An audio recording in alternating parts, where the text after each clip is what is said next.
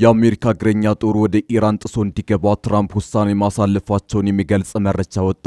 ለዋይት ሃውስ ቅርብ የሆነው አክሲዮስ የተሰኘው የዜና ወኪል ከሰዓታት በፊት ያወጣው መረጃ በመጽሐፍ ቅዱስ የተጠቀሰው የአርማጌዲዮ ጦርነት እውን ሊሆን ነው ወይ የሚያስብል መርዶ ሆኗል።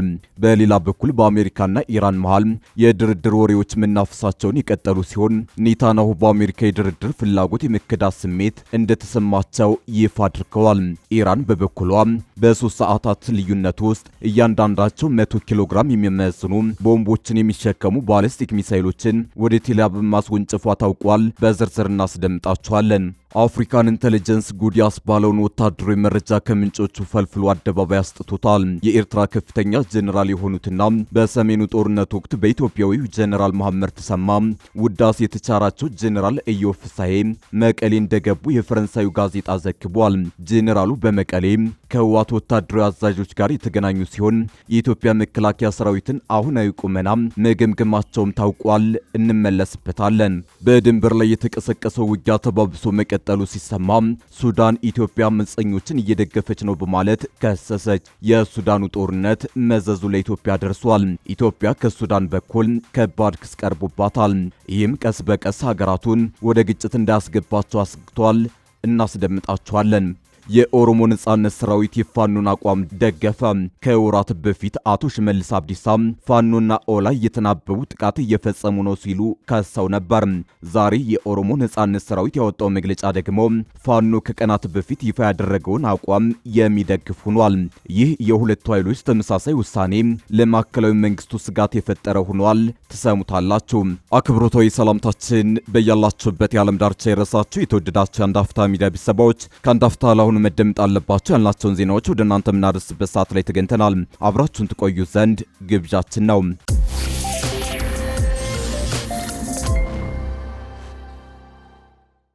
የአሜሪካ እግረኛ ጦር ወደ ኢራን ጥሶ እንዲገባ ትራምፕ ውሳኔ ማሳለፋቸውን የሚገልጽ መረጃ ወጣ። ለዋይት ሃውስ ቅርብ የሆነው አክሲዮስ የተሰኘው የዜና ወኪል ከሰዓታት በፊት ያወጣው መረጃ በመጽሐፍ ቅዱስ የተጠቀሰው የአርማጌዲዮን ጦርነት እውን ሊሆን ነው ወይ የሚያስብል መርዶ ሆኗል። በሌላ በኩል በአሜሪካና ኢራን መሃል የድርድር ወሬዎች መናፈሳቸውን የቀጠሉ ሲሆን ኔታንያሁ በአሜሪካ የድርድር ፍላጎት የመከዳት ስሜት እንደተሰማቸው ይፋ አድርገዋል። ኢራን በበኩሏ በ3 ሰዓታት ልዩነት ውስጥ እያንዳንዳቸው 100 ኪሎ ግራም የሚመዝኑ ቦምቦችን የሚሸከሙ ባሊስቲክ ሚሳይሎችን ወደ ቴል አቪቭ ማስወንጨፏ ታውቋል። የፋርስ ባህረ ሰላጤው ጦርነት 3ኛ ሳምንቱን አገባዶ 4ኛ ሳምንቱን እያስቆጠረ ነው። በእነዚህ ጊዜያት አሜሪካ ቢሊዮን ዶላሮችን አፍስሳ የገነባቻቸው የጦር ቤዞች አይሆኑ ሆነው ወድመዋል። ኢራንን ለመሰለልና ከኢራን የሚመጣውን ጥቃት ለመመከት የተከለቻቸው ግዙፍ ራዳሮችም የኢራን ሚሳይል ራት ሆነዋል።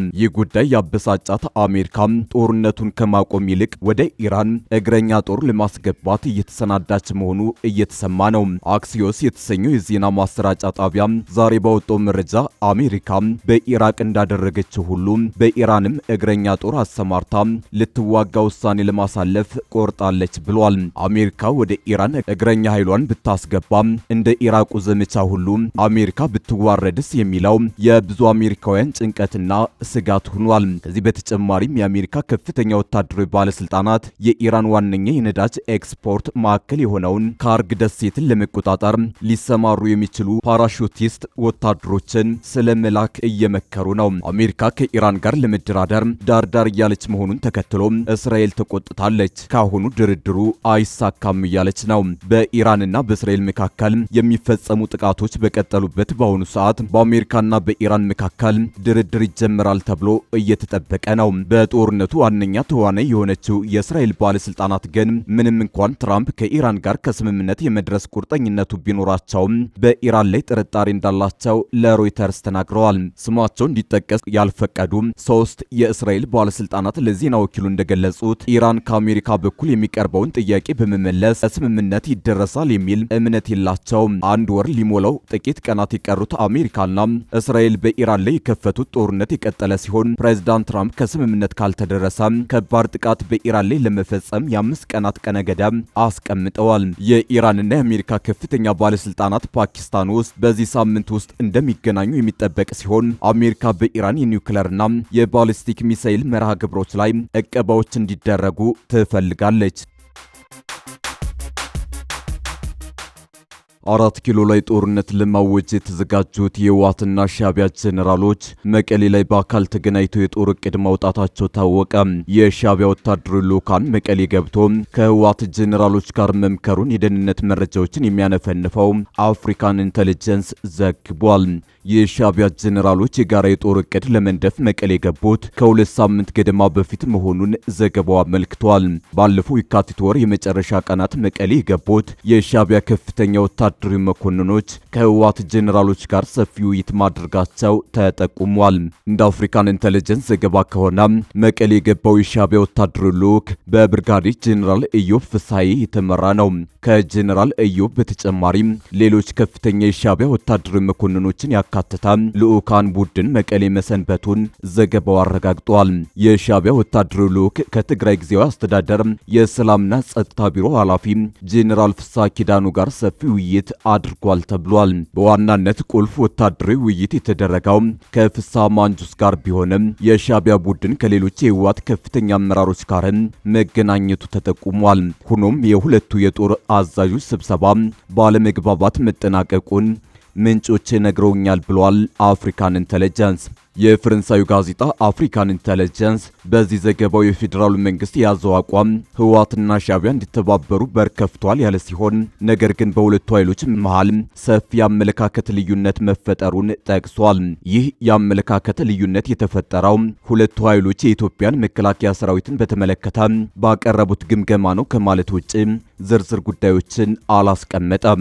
የሻዕቢያ ወታደራዊ ልዑክ መቀሌ የተገኘው በጄኔራል ታደሰ ወረደ አስተዳደር ፍቃድ ይሁን አይሁን በውል የታወቀ ነገር የለም። ምንም እንኳን በዘገባው የተጠቀሰ ፍንጭ ባይኖርም ጄኔራል ታደሰ ወረደ በጉዳዩ ላይ ምንም አይነት እውቅና የላቸውም ለማለት አዳጋች መሆኑ እየተገለጸ ነው። ጄኔራሉ ከዚህም ቀደም በህወሓት ቡድንና በሻዕቢያ መካከል እየተደረገ ባለው ግንኙነት ውስጥ አስተዳደራቸው እንደሌለበት መግለጻቸው ይታወሳል። ይሁን እንጂ የኢትዮጵያ ዳር ድንበር ተጥሶ ሻዕቢያ እስከ መሃል ትግራይ ዘልቆ እንዳሻው ሲፈነጭ ዝምታን መምረጣቸው ተባባሪ መሆናቸውን አመላካች ተደርጎ ተወስዷል። ከጌታቸው ረዳ ወደ አዲስ አበባ መሸሽ በኋላ ስልጣን የተረከቡት ጄኔራል ታደሰ የሻዕቢያንና የህወሓትን ግንኙነት ለማስቆም የቃል ኪዳን ሰነድ መፈረማቸው ይታወሳል።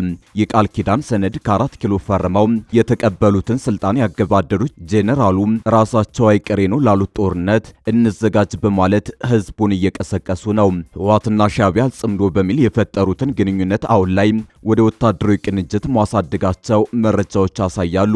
ይህንኑ ተከትሎ የሻዕቢያ ጦር በተለያዩ የትግራይ አካባቢዎች በስፋት ገብቶ ከህወሓት ጋር በመቀናጀት ለጦርነት ዝግጅት እያደረገ መሆኑን በዓለም አቀፍ ሚዲያዎች ጭምር ተዘግቧል። ፌዴራል መንግስት የሻዕቢያ ጦር ከኢትዮጵያ ሉዓላዊ ግዛት በአስቸኳይ ለቆ እንዲወጣ ከ2 ወር ገደማ በፊት ማሳሰቡ ይታወሳል። ይሁን እንጂ የሻዕቢያና ህወሓት ቅንጅት ይበልጥ ስር ሰዱ በተለያዩ አቅጣጫዎች ወታደራዊ ዝግጅት እያደረጉ መሆኑን የሚያመላክቱ መረጃዎች ወጥተዋል። በድንበር ላይ የተቀሰቀሰው ውጊያ ተባብሶ መቀጠሉ ሲሰማም ሱዳን ኢትዮጵያ አመፀኞችን እየደገፈች ነው በማለት ከሰሰች። የሱዳኑ ጦርነት መዘዙ ለኢትዮጵያ ደርሷል። ኢትዮጵያ ከሱዳን በኩል ከባድ ክስ ቀርቦባታል። ይህም ቀስ በቀስ ሀገራቱን ወደ ግጭት እንዳያስገባቸው አስክተዋል። የሱዳን ባለስልጣናት ኢትዮጵያ በኩርሙክ ላይ ለተሰነዘረው የአመፀኞች ጥቃት ድጋፍ እያደረገች ነው በማለት ከሰሱ። ባለስልጣናቱ ይህንን ያሉት ከሰሞኑ በድንበር ላይ የተቀሰቀሰውን ግጭት ተከትሎ ነው። የሱዳን ባለስልጣናት ኢትዮጵያ የፍጥኖ ደራሽ ኃይሎችንና የሱዳን ህዝብ ነጻ አውጪ ንቅናቄ ሰሜን ጥምረት ኃይሎችን በስትራቴጂካዊቷ የድንበር ከተማ ኩርሙክ ላይ ለተሰነዘሩት አዲስ ጥቃት ድጋፍ አድርጋለች ሲሉ መክሰሳቸውን ሱዳን ትሪቡን ዘግቧል። የዜናው ምንጩ የተጠቀሱት የሱዳን መንግስት ባለስልጣናት እንደገለጹት ኢትዮጵያ ከሁለቱ አማጺ ቡድኖች ጋር ትስስር ያላቸው ታጣቂዎችን በግዛቷ በኩል እንዲንቀሳቀሱ በመፍቀድ ጥቃቱን ደግፋለች ብለዋል። ምንጩ አክለውም የጦር ተሽከርካሪዎች ከኢትዮጵያ አሶሳ ተነስተው ጥቃቱን ከመሰንዘራቸው በፊት ወደ ድንበር አካባቢዎች መጓዛቸውን ገልጸዋል። በኩርሙክ ዙሪያ ውጊያው ተጠናክሮ የቀጠለ ሲሆን በበርካታ ግንባሮች ግጭቶች እየተካሄዱ መሆኑ ተዘግቧል። የሱዳን ህዝብ ነጻ አውጪ ንቅናቄ ሰሜን ከከተማዋ 20 ኪሎ ሜትር ርቀት ላይ በምትገኘው ጆርታ አቅራቢያ የሱዳን ጦር ክፍሎችን መደምሰሱን የጦር መሳሪያዎችን መማረኩንና መኮንኖችን በቁጥጥር ስር ማዋሉን ገልጿል። ሌሎች ወታደሮችንም ወደ ኤድ ዳማዚን ማፈግፈጋቸው ተነግሯል። ከኢትዮጵያና ከደቡብ ሱዳን ጋር በሚያዋስኑ በርካታ አካባቢዎች ባለፉት ቀናት ግጭቶች አገረሹ ሲሆን የጅሩት አካባቢ ባለቤትነት ባለፈው ሳምንት በሱዳን ጦርነት የፈጣን ደጋፊ ኃይሎች ወይም የሱዳን ሕዝብ ነጻ አውጪ ንቅናቄ ሰሜን ጥምረት መካከል ሲዘዋወር መቆየቱ ተገልጿል። ኩርሙክ በሱዳን ያለፉት ግጭት ወቅት በተደጋጋሚ በተለያዩ ኃይሎች እጅ የቆየች ከተማ መሆኗ በድንበር አካባቢ ያላትን ስትራቴጂካዊ ጠቀሜታ ያሳያል። ይህ ክስ የቀረበው ሮይተርስ በየካቲት ወር 2018 ዓ.ም ኢትዮጵያ ከሱዳን ድንበር አቅራቢያ በቤንሻንጉል ጉሙዝ ክልል ከአርኤስኤፍ ጋር ግንኙነት ላላቸው ታጣቂዎች የስልጠና ካምፕ እያዘጋጀች ነው የሚል ዘገባ ማውጣቱን ተከትሎ ነው። የዲፕሎማሲና የደህንነት ምንጮችን እንዲሁም የሳተላይት ምስሎችን ዋቢ ያደረገው የሮይተርስ ዘገባ ተቋሙ አዳዲስ ታጣቂዎችን ለመመልመል ሊያገለግል እንደሚችል ጠቁሞ ነበር። የኢትዮጵያ ባለስልጣናት ለዚህ ክስ እስካሁን ይፋዊ ምላሽ አልሰጡም። የተባበሩት አረብ ኤሚሬቶች በበኩሏ በጉዳዩ ላይ እጅ የለበትም ብላለች። የሱዳን ባለስልጣናት ቀደም ብሎ ተመሳሳይ ክሶችን ሲያቀርቡ የቆዩ ሲሆን ባለፈው የካቲት ወር መጀመሪያ ላይ የፈጣን ደጋፊ ኃይሎች ወይም የሱዳን ሕዝብ ነጻ አውጪ ንቅናቄ ሰሜን ታጣቂዎች በኩርሙክ ወረዳ ዲም ማንሱር ላይ የጥምረት ጥቃት ለመሰንዘር በኢትዮጵያ በኩል ወደ ብሉ ናይል ግዛት መግባታቸውን መግለጻቸው ይታወሳል። አዲስ አበባ ለቅርብ ጊዜ ክሶች ምላሽ አልሰጠችም። ከህዳር ወር 2018 ዓ.ም መጀመሪያ ጀምሮ የሱዳን ባለስልጣናት ኢትዮጵያ የፈጣን ደጋፊ ኃይሎችን ትደግፋለች የሚል ተደጋጋሚ ክስ ሲያቀርቡ ቢቆዩም የኢትዮጵያ መንግስት በጉዳዩ ላይ አስተያየት ከመስጠት ተቆጥቧል። አልጀዚራ አረበኛው በወቅቱ ከፍተኛ የሱዳን መንግስት ምንጮችን ጠቅሶ እንደዘገበው ካርቱም በምስራቅ ሱዳን አዲስ የጦር ግንባር ለመክፈት እየተዘጋጀች የነበረው ኢትዮጵያ የፈጣን ደጋፊ ኃይሎችና የውጭ ታጣቂዎችን በብሉ ናይል ድንበር አቅራቢያ የስልጠና ካምፕ እንዲመሰርቱ ፈቅዳለች በሚል ነው።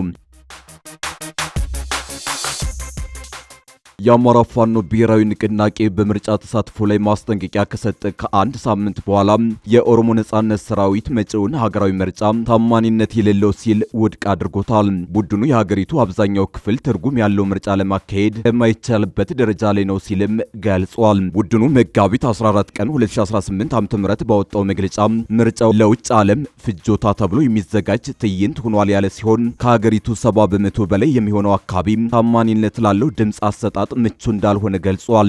መግለጫው ዋና ዋና ተቃዋሚ ፓርቲዎች ወይ ራሳቸውን አግልለዋል ወይ ደግሞ ከምዝገባ ላለመሰረዝ ወይም በሂደቱ ላይ አለ ያለውን ጉድለት ለማጋለጥ ብቻ እየተሳተፉ ይገኛሉ ብሏል። በሂደቱ ውስጥ የቀሩት ፓርቲዎች በሙሉ በመንግስት የተፈጠሩ ወይም ከመንግስት ጋር የተቆራኙ ናቸው ሲልም አክሏል። ባለፈው ሳምንት የአማራ ፋኖ ብሔራዊ ንቅናቄ ባወጣው መግለጫ ለፖለቲካ ፓርቲዎች፣ ለሚዲያ አካላትና ለሌሎች ተቋማት በሰጠው ማስጠንቀቂያ በምርጫ ሂደቱ ውስጥ መሳተፍ ከፌዴራል መንግስቱ አጀንዳ ጋር መቆም ተደርጎ እንደሚቆጠር መግለጹን አዲስ ስታንዳርድ ዘግቧል። የኦሮሞ ነጻነት ሰራዊት ከምርጫው ባለፈ ጠቅላይ ሚኒስትር አብይ አህመድ የአዲስ አበባን አስተዳደራዊ ሁኔታ የሚመለከቱ ሀሳቦችን በማቅረብ የኦሮሞ ወጣቶች ንቅናቄዎችን ለመቆጣጠር ሙከራዎችን በማድረግ ሃይማኖት ውጥረቶችንና በክልሎች መካከል ያለውን የድንበር ውዝግብ ማባባስን ጨምሮ ተከታታይ የፖለቲካ እንቅስቃሴዎችን በማዘጋጀት ከሷል። ቡድኑ ሊደረጉ ስለሚችሉ ህገ መንግስታዊ ማሻሻያዎችም ስጋቱን የገለጸ ሲሆን ይህም ወልቃይትን ጨምሮ በኦሮሚያና በአማራ ክልሎች ውስጥ ለፖለቲካ ፍላጎት ሲባል አዳዲስ ክልሎችን ለመፍጠር ሊያገለግል ይችላል ብሏል። በሲቪል ዜጎች ላይ ጉዳት ሊደርስ እንደሚችል ያስጠነቀቀው የኦሮሞ ነጻነት ሰራዊት ዓለም አቀፍ አጋሮች በሲቪል ህዝቡ ላይ የሚደርሰውን ጥቃት ለመከላከል ጫና እንዲያደርጉ ጥሪ አቅርቧል።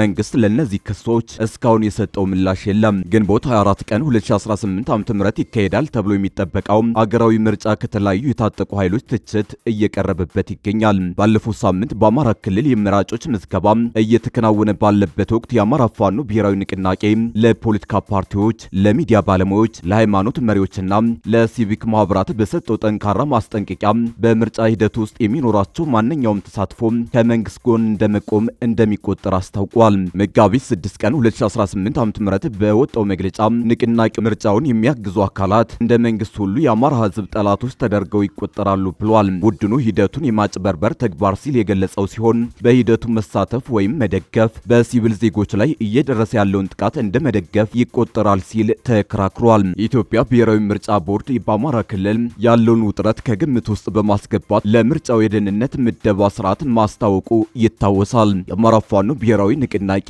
ይህንን የማጭበርበር ስልት ያጅባሉ ያላቸውን የተቋማት መሪዎች፣ የሚዲያ ባለሙያዎችን፣ የሃይማኖት አባቶችን፣ የሲቪክ ማህበራትንና የፖለቲካ ፓርቲዎችን ከመንግስት ስትራቴጂ ጋር ተባባሪ ናቸው ወይም ከፍተኛ ተገዥነትን እያሳዩ ነው ሲል መክሰሱ ይታወሳል።